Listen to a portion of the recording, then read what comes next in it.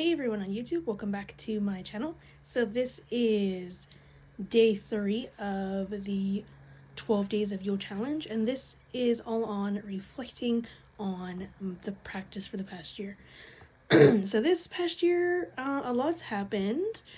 I've delved a lot into different topics, everything from curses, banishing work, bindings, lots of protection magic, defensive magic, and also I joined a coven with some really awesome friends.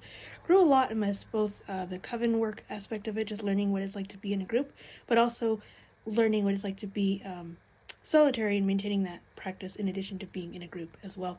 So that's really big for me. Also just learning more on my psychic abilities and also learning to balance, again, practice with university life. So that's been huge. So I feel like I've grown a lot magically and just knowledge-wise, like what I've learned. So I'm excited to see what happens next year.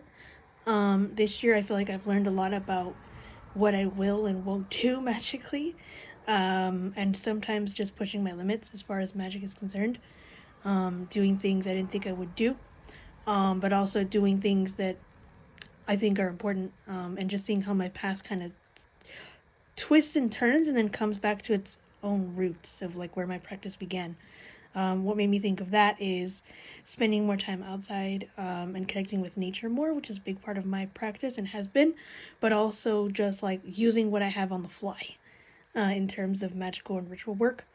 That's something that has always been in my practice, but I've lost a lot of that since I have access to certain spaces to get things, and also learning what it's like to not have access to certain items that I would typically use, such as candles or incense, or having to do without, or having to improvise when you're out and about, and traveling as a witch, and like using different spells and ways to travel and keep myself safe magically and in an everyday sense, and also just learning new ways about that. So it's been really interesting to see my practice evolve over the last year, and I'm hoping to share more about that as well in coming videos.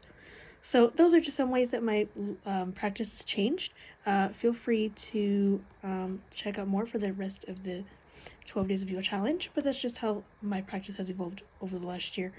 Hope everyone is well, and speak to y'all soon. If you like what you see, feel free to like, subscribe, and share with your friends. See you all soon.